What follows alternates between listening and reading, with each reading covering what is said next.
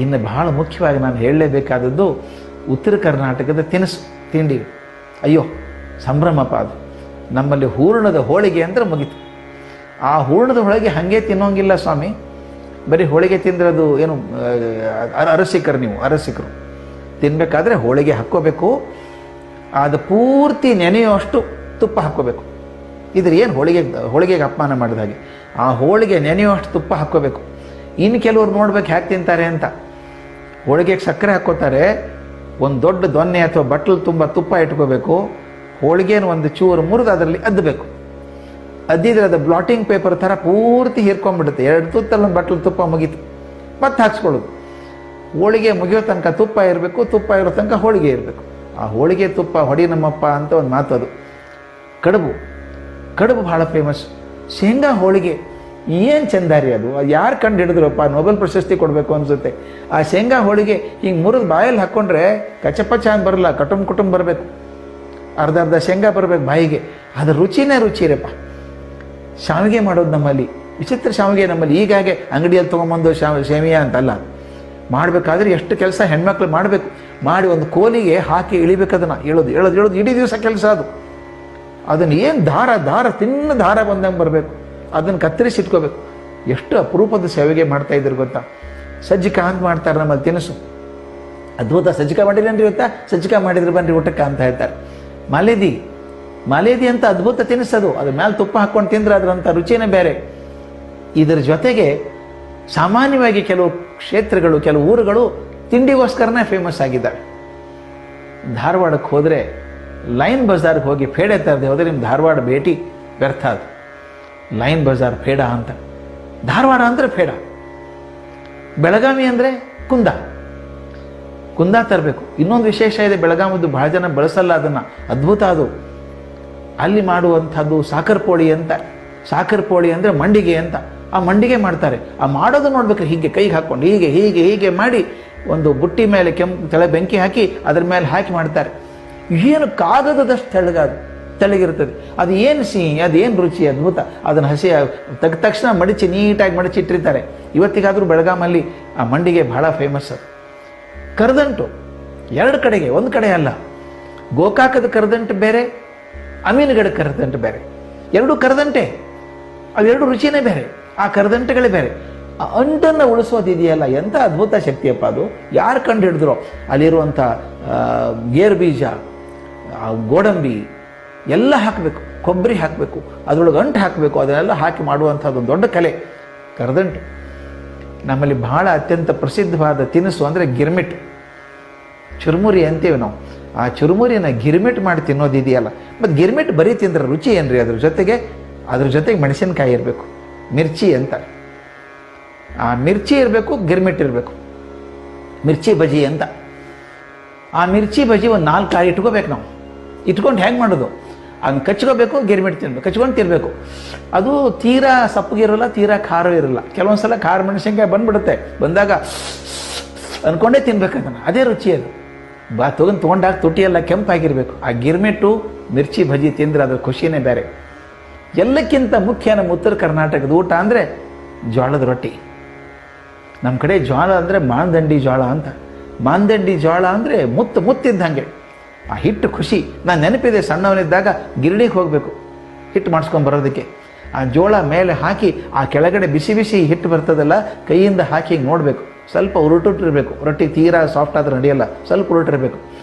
ಆ ಬೀಳುವಾಗ ವಾಸನೆ ಬರುತ್ತಲ್ಲ, ಆ ಜೋಳದ ಪುಡಿ ಬರಬೇಕಾದ್ರೆ ಆ ವಾಸನೆ ನನಗೆ ಇನ್ನೂ ಮೂಗಿಂದ ಹೋಗಿಲ್ಲ ನನಗೆ. ಆ ಜೋಳದ ರೊಟ್ಟಿ ನಮ್ಮಮ್ಮ ಮಾಡಿ ಹಾಕಿ ಬಿಸಿ ರೊಟ್ಟಿ ಮಾಡಬೇಕು.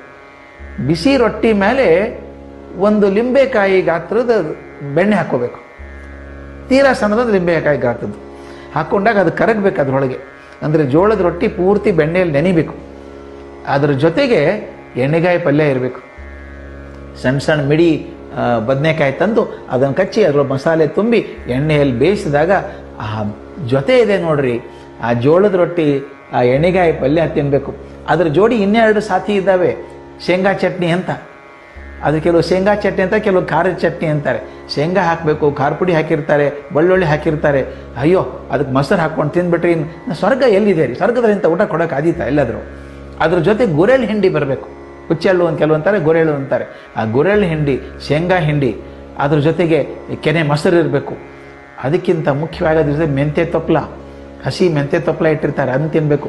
ನಮ್ಮ ಕಡೆ ಬಿಜಾಪುರ, ಜಮಖಂಡಿ, ಆ ಕಡೆ ಉತ್ತರ ಕರ್ನಾಟಕ ಸಿಗುವಂಥ ಸೌತೆಕಾಯಿ ಎಲ್ಲೂ ಸಿಗೋಲ್ಲ. ಸಣ್ಣ ಸಣ್ಣ ಸೌತೆಕಾಯಿ ಕಡ್ಕೋಬೇಕು, ಈರುಳ್ಳಿ ಕಡ್ಕೋಬೇಕು, ಮೆಂತ್ಯ ಪಲ್ಯ ತಿನ್ನಬೇಕು, ಗುರೆಳ್ಳು ಹಿಂಡಿ, ಶೇಂಗಾ ಹಿಂಡಿ, ಮೊಸರು, ಆ ಬೆಣ್ಣೆಯಲ್ಲಿ ನೆಂದಂಥ ರೊಟ್ಟಿ, ಎಣ್ಣೆಗಾಯಿ ಜೊತೆ ತಿಂದರೆ ಸ್ವರ್ಗ ಯಾರಿಗಿರ್ಬೇಕಾದಿತ್ತು. ನಮ್ಮ ಊಟದ ಬಗ್ಗೆ ಹೇಳ್ತಾ ಇರಬೇಕಾದ್ರೆ ಸಜ್ಜಿ ರೊಟ್ಟಿ ಹೆಂಗೆ ಮರೆಯೋದ್ರಿ? ಸಜ್ಜಿ ರೊಟ್ಟಿ ಮರೀಲಿಕ್ಕೆ ಸಾಧ್ಯನೇ ಇಲ್ಲ.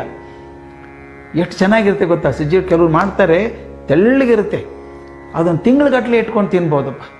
ನಮ್ಮಲ್ಲಿ ಹುಡುಗರು ಹಾಸ್ಟೆಲಲ್ಲಿರೋರು ಏನು ಮಾಡ್ತಿದ್ರು, ದಿನ ಬರೋಕ್ಕಾಗಲ್ಲ ಡಬ್ಬಿ, ಊರಿಂದ ಬರಬೇಕಾದ್ರೆ ಸಜ್ಜಿ ರೊಟ್ಟಿ ತಂದುಬಿಡೋದು ಒಂದು ಡಬ್ಬಿಯೊಳಗೆ, 50-100 ತರಬೇಕು, ಅದು ಮುರಿದು ಇಟ್ಕೊಂಡ್ಬಿಡೋದು. ಏನಿಲ್ಲ, ಮೊಸರು ಚಟ್ನಿ ಪುಡಿ ಹಾಕ್ಕೊಂಡು ಸಜ್ಜಿ ರೊಟ್ಟಿ ತಿನ್ಬೋದು. ಆ ಸಜ್ಜಿ ರೊಟ್ಟಿ ಅದರದೇ ಅದು. ಆಮೇಲೆ ಇನ್ನೊಂದು ಭಾಳ ಮುಖ್ಯವಾಗಿರೋದು, ನಮ್ಮ ಜೋಳದ ತೆನೆ ಕಟ್ಟಿದಾಗ ನಾವು ಸೀತನಿ ಅಂತೀವಿ, ಅದು ಆ್ಯಕ್ಚುಲಿ ಸಿಹಿ ತೆನೆ ಹೋಗಿ ಸೀತನಿ ಅಂತ. ಹಾಲು ತುಂಬಿರ್ತದೆ ಕಾಳು, ಅದನ್ನು ಉಜ್ಜಬೇಕು, ಬೆಂಕಿಯಲ್ಲಿ ಸುಟ್ಟು ಉಜ್ಜಿಬಿಟ್ಟು ಅದಕ್ಕೆ ತುಪ್ಪ ಹಾಕಿ ಉಪ್ಪು ಹಾಕ್ಕೊಂಡು ತಿನ್ಬೋದು, ಅಥವಾ ಬೆಲ್ಲದ ಜೊತೆಗೆ ತಿನ್ಬೋದು. ಹೇಗಿದ್ದರೂ ಅದ್ಭುತನೇ ಅದು. ಇನ್ನೊಂದು ನಮ್ಮ ಉತ್ತರ ಕರ್ನಾಟಕ ಸೊಗಸು ಅಂದರೆ ಈ ಬೆಲ್ಲದ ಗಾಣ. 3 ತಿಂಗಳು 4 ತಿಂಗಳು ನಡಿಬೇಕು, ಕಬ್ಬು ಬಂದು ರಾಶಿ ಬಿದ್ದಿರಬೇಕು, ಬೆಲ್ಲದ ಗಾಣ ಮಾಡಬೇಕು. ಆ ದೊಡ್ಡ ಹರವಿ ಎಲ್ಲ ಹಾಕಿ ತಿರುವಿ ಅದನ್ನು ಪಡೆ ಹೆಚ್ಚಿಗೆ ಹಾಕಿ ಒಂದು ಮಣದ ಬೆಲ್ಲದ ಪೆಂಟಿ ಅಂತ ನಮ್ಮ ಕಡೆ, ಅದನ್ನು ಹಾಕಿ ಬೆಲ್ಲ ತೆಗೆಯೋದು ಇದೆಯಲ್ಲ, ಅದೊಂದು ಅದ್ಭುತ. ನಮ್ಮದು ನೋಡೋಕೆ ಸಂತೋಷ ಆಗುವಂಥದ್ದು. ಇಂಥ ಊಟ ಉತ್ತರ ಕರ್ನಾಟಕದ್ದು. ಇದ್ರ ಜೋಡಿ ಒಂದು ವಿಷಯ ನಾನು ಹೇಳಲೇಬೇಕು, ಮರೆತರೆ ತಪ್ಪಾಗ್ಬಿಡುತ್ತೆ. ನಮ್ಮ ಬೀಳಿಗೆಯಿಂದ ಮುಂದೆ ಬಿಜಾಪುರಕ್ಕೆ ಹೋಗಬೇಕಾದ್ರೆ ದಾರಿಯಲ್ಲಿ ಒಂದು ದೊಡ್ಡ ಬ್ರಿಡ್ಜ್ ಬರ್ತದೆ. ಬಹುಶಃ ಅದು ಇಡೀ ಕರ್ನಾಟಕದಲ್ಲಿ ಅತ್ಯಂತ ಉದ್ದವಾದಂಥ ಬ್ರಿಡ್ಜು, ಕೃಷ್ಣಾ ನದಿ ಕಟ್ಟಿದಂಥದ್ದು, ಕೊರ್ತಿ ಕೊಲ್ಹಾರ್ ಬ್ರಿಡ್ಜ್ ಅಂತ. ಮೊದಲು ಸಣ್ಣ ಬ್ರಿಡ್ಜ್ ಇತ್ತದು. ಮಳೆ ಬಂದಾಗ ಬ್ರಿಡ್ಜ್ ತುಂಬ್ಕೊಂಡ್ಬಿಡ್ಬೇಕು. ಬೇಸಿಗೆಯಲ್ಲಿ ನೀರು ಇರ್ತಿರ್ಲಿಲ್ಲ. ನಾವು ಅಲ್ಲಿ ಹೋಗಬೇಕು, ಸೈಕಲ್ ಮೇಲೆ ಹೋಗ್ತಿದ್ವಿ ನಾವು, ಕೊರ್ತಿಗೆ ಹೋಗಬೇಕು. ಸೈಕಲಲ್ಲಿಟ್ಟು ನದಿ ದಾಟ್ಕೊಂಡು ಆ ಕಡೆ ಹೋಗಬೇಕು, ಕೊಲ್ಹಾರ. ರಸ್ತೆನೇ ಕ್ಲಿಯರ್ ಇರ್ತಿತ್ತು, ಅದು ನಮ್ಗೆ ಹುಚ್ಚು, ಆ ಹುಡುಗತನ. ನದಿಯಲ್ಲಿ ಹೋಗಬೇಕು ಅಂತ ಭಾಳ ಹೆಚ್ಚದು ಎದೆ ಮಟ್ಟ ನೀರಿರೋದು. ನಾವೆಲ್ಲ ನಿಂತ್ಕೊಂಡು ಈಸ್ಕೊಂಡು ನಡ್ಕೊಂಡು ದಾಟ್ಕೊಂಡು ಆ ಕಡೆ ಹೋಗಬೇಕು. ಅಲ್ಲಿ ಕೊಲ್ಹಾರದಲ್ಲಿ ನದಿ ದಂಡೆ ಮೇಲೆ 1-2 ಹೋಟೆಲ್ ಇದ್ದು. ಹೋಟೆಲು ಅಂತಂದರೆ ಅಪಚಾರ ಅನಿಸುತ್ತೆ, ಅವು ಅಂಗಡಿಗಳು. ಅಲ್ಲಿ ಹೋದ ತಕ್ಷಣ ಒಂದು ವಿಚಿತ್ರ ಪ್ರಶ್ನೆ ಕೇಳ್ತಿದ್ದ ಅವನು. ಏನು ಬೇಕೋ? ಇರೋದೇ 2 ಒಂದು ಕಡೆ. ಏನು ಬೇಕೋ? ಮೊಸರು ಅವಲಕ್ಕಿ ಬೇಕೋ, ಅವಲಕ್ಕಿ ಮೊಸರು ಬೇಕೋ ಅಂತಿದ್ದ. ಗೊತ್ತಿಲ್ಲದೆ ಹೋದರೂ ಮೋಸ ಆಗ್ಬಿಡುತ್ತೆ. ಅವಲಕ್ಕಿ ಮೊಸರು ಬೇಕೋ, ಮೊಸರು ಅವಲಕ್ಕಿ ಬೇಕು ಅಂತಿದ್ದ. ಮೇಲ್ನೋಟಕ್ಕೆ ಒಂದೇ ಅನ್ಸಲ್ವಾ? ಗೊತ್ತಿದ್ದವ್ರಿಗೆ ಗೊತ್ತದು. ನೀವು ಅವಲಕ್ಕಿ ಮೊಸರು ಅಂದರೆ ಒಂದು ಪ್ಲೇಟಲ್ಲಿ ಇಷ್ಟು ಅವಲಕ್ಕಿ ಹಾಕಿ 1 ಚಮಚ ಮೊಸರು ಹಾಕಿ ಕೊಡ್ತಿದ್ದ ನಿಮಗೆ. ಉಪ್ಪಿನಕಾಯಿ, ಚಟ್ನಿ ಪುಡಿ ಎಲ್ಲ ಕೊಡ್ತಿದ್ದ ಅಂತ ತಿನ್ಬೋದು. ನಮ್ಗೆ ಗೊತ್ತಿದ್ದವ್ರು ಏನು ಮಾಡ್ತಿದ್ವಿ, ಅವಲಕ್ಕಿ ಮೊಸರು ಅನ್ನಂಗಿಲ್ಲ, ಮೊಸರು ಅವಲಕ್ಕಿ ಅನ್ಬೇಕು. ಮೊಸರು ಅವಲಕ್ಕಿ ಅಂದರೆ ಆಗಿನ ಕಾಲಕ್ಕೆ 4 ಆಣೆ, ನಮಗೆ 4 ಆಣೆ, ಒಂದಿಷ್ಟು ಗಡಿಗೆ ಇರೋದು, ಅರ್ಧ ಲೀಟ್ರ್ ಆದರೂ ಕನಿಷ್ಠ ಇರಬೇಕಾದ್ರೆ ಹಾಲದ್ರೊಳಗೆ. ಆ ಗಡಿಗೆ ಒಳಗೇನೆ ಹೆಪ್ಪು ಹಾಕಬೇಕು. ಅದು ಎಂಥ ಹಾಲಪ್ಪ, ಯೋಕತ್ಯ, ನನಗೆ ನೆನೆಸ್ಕೊಂಡ್ರೆ ಈ ಥರ ಈಗೋ ಬಾಯಿ ನೀರು ಬರ್ತದೆ. ಗಟ್ಟಿ ಹಾಲು, ಅದನ್ನು ಕುರುಳ ಮೇಲಿಟ್ಟು ಕಾಸಬೇಕು, ಬೆರಣಿ ಮೇಲಿಟ್ಟು ಕಾಸಬೇಕು. ನಿಧಾನಕ್ಕೆ ಕಾಸಬೇಕು, ಅಲ್ಲಿ ಹೆಪ್ಪು ಹಾಕಬೇಕು. ನೀವು ನಂಬಲ್ಲ ಸ್ವಾಮಿ, ನಾ ಹೇಳಿದರೆ ಆ ಮಡಿಕೆನ ಹಿಂಗೆ ತಲೆ ಕೆಳಗೆ ಮಾಡಿದರೆ ಮೊಸರು ಕೆಳಗೆ ಬೀಳ್ತಿರ್ಲಿಲ್ಲ. ಮೇಲೆ ಸುಮಾರು 1/4 ಇಂಚ್ ದಪ್ಪ ಕೆನೆ ಕೊಟ್ಟಿರ್ಬೇಕು. ಅದನ್ನು ಆ ಗಡಿಗೆ ತೊಗೊಂಡ್ಬರ್ಬೇಕು. ಆ ಗಡಿಗೆನ ಹಿಂಗೆ ಕಲಕ್ಬಿಟ್ಟು ಅದರೊಳಗೆ 1-2 ಮುಷ್ಟಿ ಅವಲಕ್ಕಿ ಹಾಕಿ ಕೊಡ್ತಿದ್ದಾನೆ, ಉಪ್ಪು ಹಾಕಿ ಕೊಡೋನು. ಆ ಗಡಿಗೆಯಲ್ಲೇ ತಿನ್ಬೇಕು ನಾವು. ಆಮೇಲೆ ಉಪ್ಪಿನಕಾಯಿ, ಒಂದು ಮೆಂತೆ ಮೆಣಸಿನಕಾಯಿ ಅಂತ, ಉದ್ದ ಮೆಣಸಿನಕಾಯಿ, ಒಣ ಮೆಣಸಿನಕಾಯಿ ಒಳಗೆ ಮೆಂತೆ ಮಸಾಲೆ ತುಂಬಿರ್ತಾರೆ, ಕರೆದಿರ್ತಾರೆ. ಆ ಕರೆದ ಮೆಂತೆ ಮೆಣಸಿನಕಾಯಿ ತಿನ್ನಬೇಕು. ನಾ ಹೇಳ್ತೀನಿ, ಅಂಥ ತಿಂಡಿ ಜಗತ್ತಲ್ಲಿ ಎಲ್ಲೂ ಸಿಗಲಿಕ್ಕಿಲ್ಲ, ನನಗಂತೂ ಕಂಡಿಲ್ಲ. ಅದನ್ನು ತಿಂದರೆ ನೀವು ಆಶ್ಚರ್ಯ ಆಗುತ್ತದೆ, ನಂಬಲಿಕ್ಕೆಲ್ಲ. ಹೇಳಿದರೆ ಆ ಮೊಸರು ಅವಲಕ್ಕಿ ಕೈಯಿಂದ, ಚಮಚ ಗಿಂಚ ಇಲ್ಲ ಅವಾಗ, ಕೈಯಿಂದ ತಿಂದರೆ ಕೈಗೆಲ್ಲ ಹೆಡಸು ಜಿಗಟ್ ಹತ್ತಿಬಿಡ್ಬೇಕು. ಹೆಡಸಿರ್ತದಿಲ್ಲ, ಕೆನೆದು ಮೊಸರಿಂದು ಜಿಡ್ಡೆ ಹೋಗಲ್ಲ. ಏನು ಮಾಡಬೇಕು ಮತ್ತೆ? ನಾವು ದಂಡೆಗೆ ಬಂದು, ನದಿ ದಂಡೆಗೆ ಬಂದು ಆ ಮರಳಿಗೆ ಚೆನ್ನಾಗಿ ಉಜ್ಜಿ ಕೈ ತೊಳ್ಕೊಬೇಕು. ಇದರ ಹಾಕಿದಂಥ ಹೆಡಸು ಹೋಗಲ್ಲ. ಅಂಥ ಕೆನೆ ಮೊಸರು, ಕೊಲ್ಹಾರ್ ಮೊಸರು ಅಂತ ಭಾಳ ಫೇಮಸ್ಸು. ಅದಕ್ಕೆ ನೀವು ಯಾರಾದರೂ ಹೋದರೆ ಅವಲಕ್ಕಿ ಮೊಸರು ಅಂತ ಕೇಳಬೇಡಿ, ಮೊಸರು ಅವಲಕ್ಕಿ ಅಂತ ಕೇಳಿ. ಆಗ ನಿಮ್ಗೆ ಗೊತ್ತಾಗತ್ತೆ ಕೊಲ್ಹಾರಿನ ಮೊಸರಿಂದ ಏನು ಗುಟ್ಟು ಅಂತ. ಅಲ್ಲಿ ಸಿಗುವಂಥ ಮೆಂತ್ಯ ಪಲ್ಯ, ಗಲಗಲಿ ಫೇಡೆ, ಇವೆಲ್ಲ ತಿಂಡಿಗಳು, ಅದ್ಭುತವಾದ ತಿಂಡಿಗಳನ್ನು ಉತ್ತರ ಕರ್ನಾಟಕ ನಮಗೆಲ್ಲ ಕೊಟ್ಟಿದೆ.